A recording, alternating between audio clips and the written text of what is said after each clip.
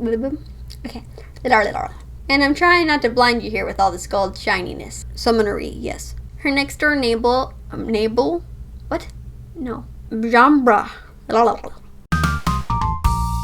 Hey fellow fiction fanatics, I'm Chase. Welcome back to my channel. Today I'm going to be doing my monthly wrap up for July. Alright, let's get into it. The first book I read was actually a reread for me, and that was The Hate You Give by Angie Thomas. So for anyone who somehow doesn't know what this book is about, this is the story of Star Carter, who witnesses the shooting of her childhood friend by a police officer.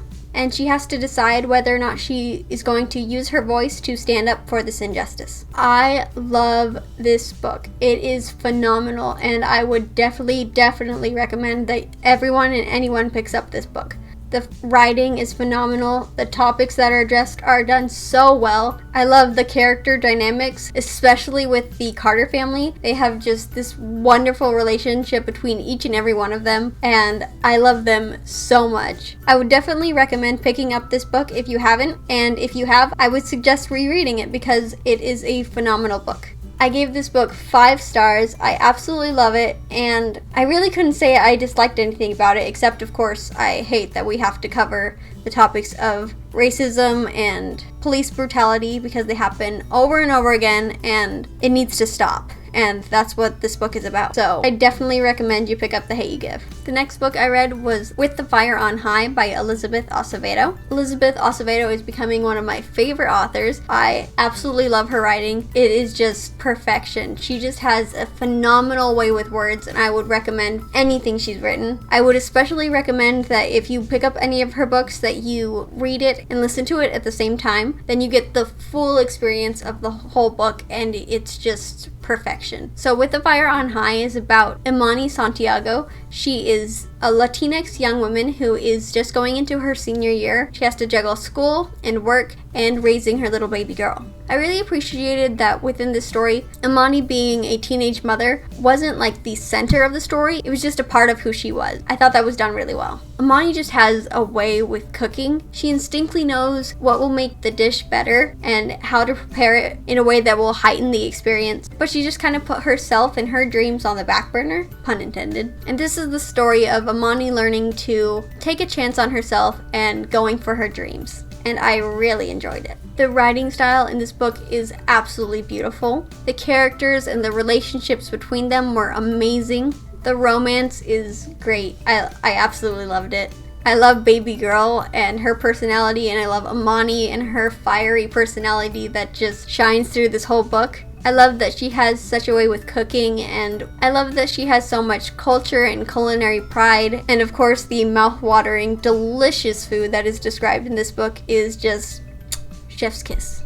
Again, pun intended. I love everything about this book, so there isn't a thing that I disliked about it. I would completely recommend that you pick this up. It is so good and you won't regret it. So obviously I gave this book 5 stars. It completed my challenge to read a mood read, and I'm very happy that I picked this up. So next I read Wonder by R.J. Palicio. This is the story of Augie. He was born with a facial difference. He pretty much won the genetic lottery in the worst way possible, so he doesn't look like all the other kids. But he's really just a normal little kid who wants to learn and have fun and just be a normal kid. He is entering 5th grade and will be going to a normal school for the first time ever, and that proves to have its own set of problems. This is the story of him going to school for the first time. I loved everything about this novel. It is so good. It is a phenomenal read, and everyone, and I repeat, everyone needs to pick up this book. It is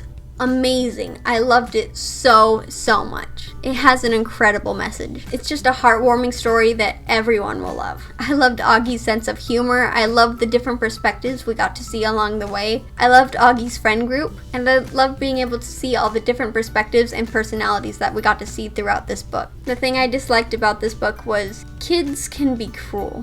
They can also be really great, but some of the things that happen I didn't like very much. I gave this book 5 stars, and it completed my challenge to read a book with a one-word title. The next book I read was Beach Read by Emily Henry. So this is the story of January Andrews. She's going through a really distressful time in her life, and because of this, she's kind of given up on love, which isn't helping her write her next romance novel. Augustus, her next door neighbor and rival, is also going through a writing slump, so they decide to strike a deal, so they switch genres and try to teach each other how to write that sort of genre. Obviously, a romance ensues. Actually, my favorite characters were Pete and Maggie. I just thought their energetic personalities were so great. I can't really say how they play in because that's a tiny little spoiler and I don't want to spoil anything, but I really enjoyed them a lot. I enjoyed their not dates, where January would sort of take Augustus on a not date to give him ideas for a romance novel. So those were fun because it was great to see Gus so out of his element. That was really funny and fun, and I liked that a lot. For me, this just wasn't the 5-star worthy book I was looking for. I was really hoping for that 5-star read, and with the title and the premise, I was just expecting a happy-go-lucky summer read. So it just threw me off a little when January was going through such a distressful time in her life and how that was going to impact her. So I was just a little thrown off by that, but I still thought it was a good book. But seriously, the name January? January Andrews writes a romance novel. I'm sorry, it seems really cheesy to me. I'm just glad it wasn't something like January Summers or something. Oh, I'm really glad it wasn't January and August. Because, I mean, it's January and Augustus, so we were really close. Glad that wasn't the case. I would have been rolling my eyes every time I heard their names. I mean, more than I was with January, so. And if your name's January, I'm not saying your name's bad. It just seems like a really cheesy name for a romance novelist. So I gave this book 4 stars, and it completed my challenge to read a book from a genre that I don't normally read from. Next up, I read Blind by Rachel DeWaskin. This is the story of Emma, who is blinded by a firework accident. This actually took quite a long time to figure out how she was blinded, and I wish we'd kind of known that sooner in the book. It's about her coming back to her high school. I liked all the points where we got to see little Annabelle because she was adorable and it was really touching and heartwarming, but that's pretty much one of the only things that I liked about this book. I thought learning stuff about being blind was really cool. I liked figuring out how a blind slate works. I didn't know that you couldn't get a seeing eye dog until you were 16, so that was interesting to find out. So Emma has her accident, and then you're jumping to her going back to her normal high school. So you're missing the time where she recovers and having to adapt to her life now being blind. I would have loved to see that progression. We saw it, but it was just more like this happened in the past and here's where we're at now. But I would have loved to see her go through this transition and having to adapt and grow, and instead we were just thrown into the time where she had these abilities already, but she was still very upset with everything going on because, I mean, it's understandable, but it just felt like we didn't get to see the part that I was really hoping for. I really didn't like the tone in this novel. It was just really depressing and sad the whole time. I hated the fact that Emma over and over again calls herself disfigured and pathetic. I wanted it to be an uplifting story, and it just wasn't. I understand that they're 15 years old, but they don't have to end their sentence in or whatever, every other sentence. I kid you not, it irritated me to no end. It just felt so lazy. It was just over and over and over again, and it had me grinding my teeth. I could not stand it. I was just like, finish a dang sentence, will you? So I really wish that hadn't been how she showed they were teenagers, because teenagers don't have any other words that they can use. So as you can see, I didn't like this book, and I gave it 2 stars. But it did complete my challenge to read a standalone. So there's that. And the last book I was able to read was Once Upon a Spine by Kate Carlisle. And I actually really enjoyed this book. This is, it's pretty short, so I'm going to give you a really quick summary of this book. It actually describes it itself as a whirlwind week of murder, mayhem, and the in-laws.